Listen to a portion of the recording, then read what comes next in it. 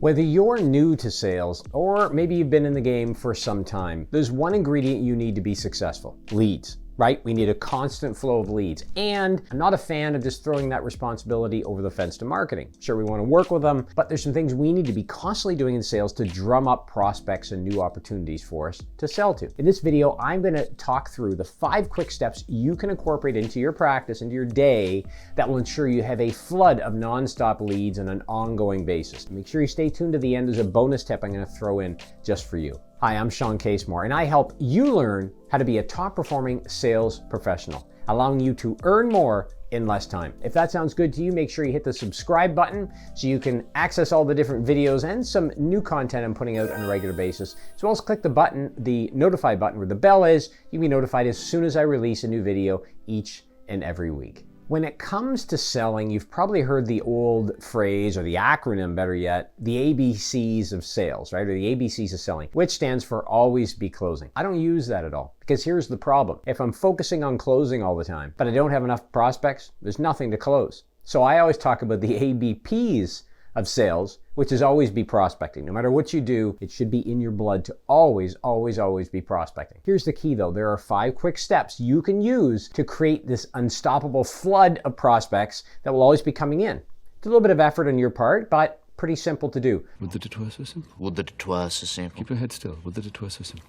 Would that it were so simple? Would that it were so simple? Let's jump right into it. First off, I want you to consider this. Be ready at all times, and I suggest you do this weekly, to look back on what has been successful for you to find high quality leads. This isn't something you do once a year. You can't do it once a quarter because things change. The marketplace changes, your prospects change, you're changing, right? All of this stuff is changing around us, meaning what worked yesterday to find a prospect that is solid and qualified and ready to buy might not work tomorrow. So we need to make a regular habit of stopping and saying, okay, based on the business I've closed lately, let me look back to where I found those prospects and how did I find them? How did I connect with them? What do those steps look like? And how do I replicate it? That is the key. You know, another way to think about this is we always need to be looking backwards in order to propel ourselves forward. It's almost like driving while looking out the back window, right? Not something you normally do, but what you do in your car is you keep your eye in that rearview mirror periodically to make sure you know what's going on around you. It's the exact same analogy here. So use that rearview mirror, reflect.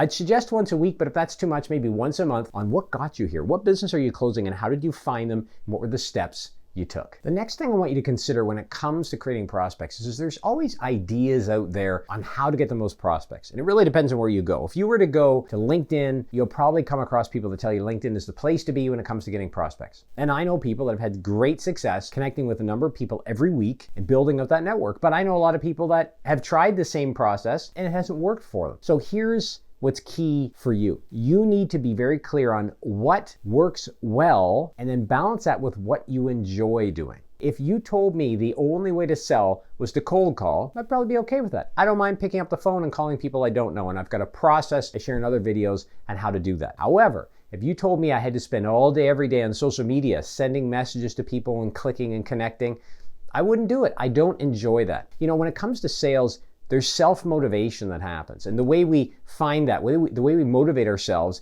is to understand what works well, and of that, what do we enjoy doing? And then we repeat it. What are you talking about? It's the obligation to enjoy yourself. No, that's what does it. Now, what I'm not suggesting here is don't do the things you don't enjoy doing. Sometimes we have to do those things. However, what will come easier to us that we'll replicate over and over again is being clear on what works, that I enjoy doing. And as soon as we double down on that, we're going to see a lot more opportunities start to flow through. So whether it's outreach, networking, attending events virtually, in person, stopping by people's offices, mailing cards, whatever works for you that you enjoy doing, make sure you double down because that is going to be the key to making sure that you're always creating this flood of prospects. All right, if you're enjoying these tips so far, make sure you comment below on what strategies you use that have worked really well to create a flood of prospects for yourself. And you can always click the bell button. You'll be notified the next time I release one of these videos. What I want you to think of next is what I call the sales math. That is that, as I mentioned in the last tip, you and I are uniquely different. So my performance, if we were in the same company selling the same product or the same service, my performance will be different than yours, right? So what we can't do, that a lot of organizations do, by the way, is say, well, 20 calls a week should lead to X results. Why? Because I'm a different person. I approach those calls a little bit differently. I've got a different personality. He's different. The dope care who knows it. Something about it. It's not the same, yeah.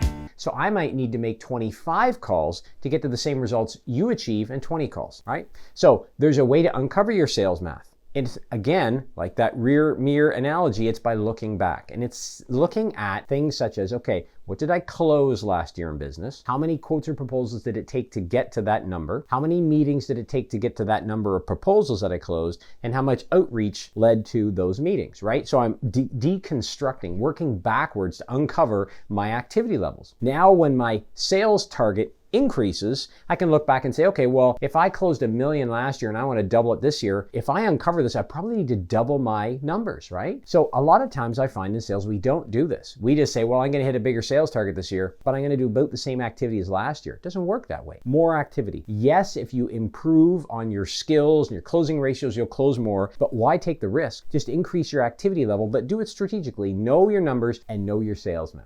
It's often been said that our network is our most powerful tool when it comes to selling. Doesn't mean you go and call up your Aunt Esther and try and sell her what you're offering, unless, of course, it makes sense to her. But what it does suggest is that we need to make sure we're constantly interacting with our network. Don't forget your network. Your network is your family, your friends, coworkers, past workers, people you're connected with on LinkedIn that you know, right? Think about all these people as your network. I did an exercise many years ago when I launched my business back in 2010, and I tried to identify everybody that I knew, okay, and had a relationship with, not just connected with in social media and didn't know them, but actually knew them. I come up with a list of 238 people, and the first thing I did is start reaching out to those people. And to this day, I nurture that relationship. It generated my first pieces of business, and to this day, it continues to offer opportunities, introductions, referrals, and all sorts of opportunities to be able to sell more. So I would suggest you do the same. Make sure you know your network and you spend time nurturing that network on an ongoing basis. That will help you generate nonstop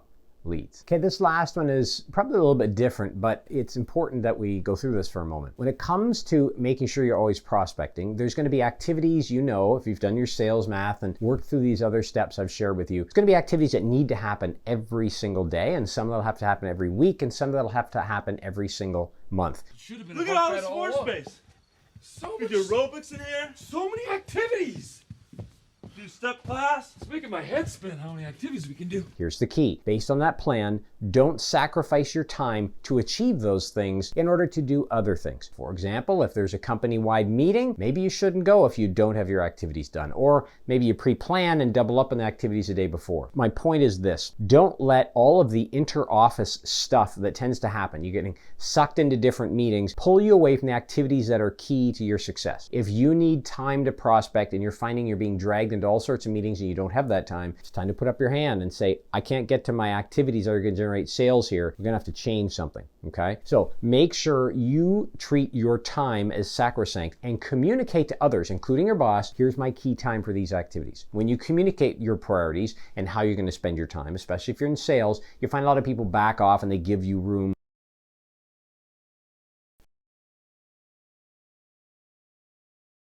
Here's a bonus tip I wanted to share with you. Everybody's a little bit different here, but what I found frequently is this. If you use a CRM system and you use it to drive your behavior, and that works for you, great. But if it doesn't work, meaning if the results are you don't always do your calls, you don't always do your follow-up, you're constantly behind, but you're being told use CRM, find something else that works and then update CRM later. I know somebody, for example, that is absolutely tied to their CRM system and they use it the way it's meant to be used, and it's awesome. It works great for them. I, on the other hand, don't like using CRM systems. I mean, I have one, I need to use it, I do use it, but do I enjoy it? Not really. So if that's you, make sure you use what you are comfortable with. For example, for me, it's a booklet with a list of tasks. I know others who use checklists. Whatever works for you to make sure you do the right activities repeatedly, use it. Don't get pushed to use something you don't enjoy using. Now, CRM is something you're going to have to use, but if you don't enjoy using it, you won't use it effectively. So find another way to do the activities, find another way to keep yourself productive, and then in turn, you can go and update the CRM after. The key is your activity, and again, aligning your own preferences with what works for you. All right, if you want to stay on track with your sales, you're going to need one thing, and that's a copy of my 30-day sales action planner. Click the link below, absolutely free. You can grab your copy, download it, and use it to track all of your activities to keep you on track and to make sure you create an unstoppable flood of new leads for selling to. Lastly, if you've been in sales for any period of time, click this video next on mastering the sale. I share a few different strategies that you probably haven't heard of that are going to be helpful and really going to complement what you've learned in this video. So make sure you watch this next, and I'll see you on the next video. Till next time, let's go out there and go sell something. Talk to you soon. Take care.